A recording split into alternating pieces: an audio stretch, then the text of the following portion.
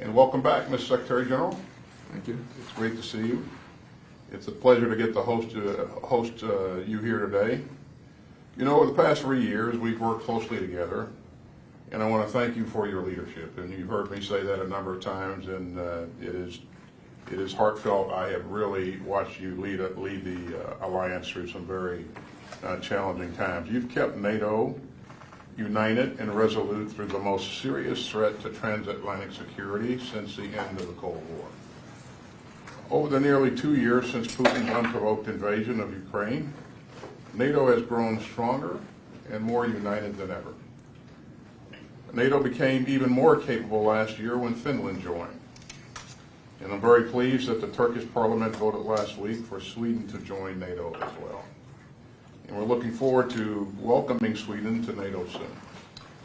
Now, we'll talk today about ways to further strengthen transatlantic security as we look to next month's Defense Ministerial meeting in Brussels and to the 75th anniversary summit that we'll host here in Washington later this year. Deterrence and defense will always be job number one for NATO.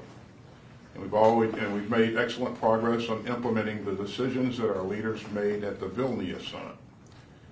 With our approved regional plans, we're ensuring a theater-wide, multi-domain deterrent. And if any adversary challenges that deterrent, the alliance is ready to fight and to win. So I look forward to some frank discussions with you and our valued allies about what we need to strengthen our collective deterrence and defense. And that includes reaching and maintaining the levels of defense spending and production that we need to follow through on our commitments from Vilnius. That's vital so that we can continue to support Ukraine and to replenish our own stocks of weapons and munitions. NATO is the most powerful and successful alliance in history, and we're going to keep it that way. So, Mr. Secretary General, we've got a lot to discuss today, and I look forward to that discussion. And over to you, sir. Thank you so much, Secretary Austin, Lloyd. It's good to see you again, and thank you for a warm welcome. And it's great to see that you are doing well, and I look forward to continuing to working with you. Let me start by express my condolences for the U.S. troops killed and wounded in Jordan. This demonstrates once again the risk that servicemen are exposed to when they stand up for our values and take part in missions and operations where we protect freedom and the values we all believe in. Iran continues to destabilize the region. This includes backing terrorists who attack our ships in the Red Sea, and the US is leading international efforts to end these attacks. We will, as you mentioned, also discuss Russia's war aggression against Ukraine, and the war is now nearing the 2-year mark. The situation on the battlefield is challenging, but NATO allies are providing unprecedented support to Ukraine, and it is important that we continue to do so.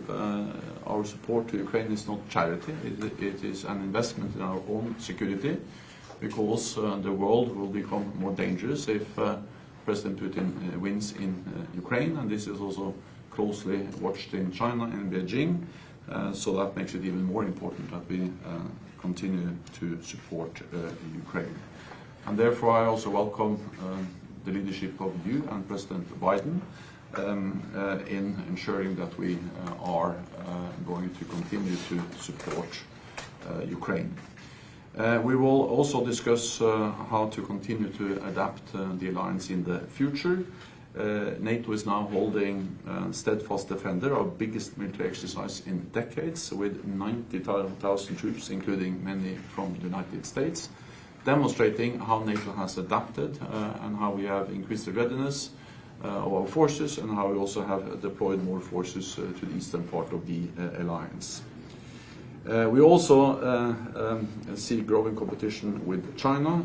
Beijing is not an adversary, but China is conducting a major military build-up, increasingly aligning with Russia and bullying its neighbors, not least Taiwan. And all of this impacts our security. So when we face a more dangerous world, we need to invest more in security. I commend you for your leadership on these issues, and I welcome the fact that European allies are now stepping up.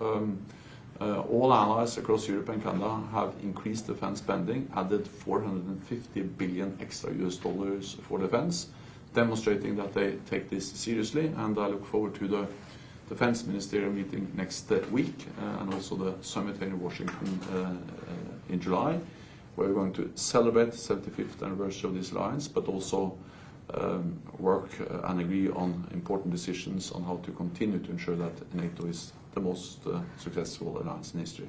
So thanks so much, Lloyd. It's great to see you again. Well, welcome back to the Pentagon, Secretary General. So look forward to a great discussion. Thanks, everybody.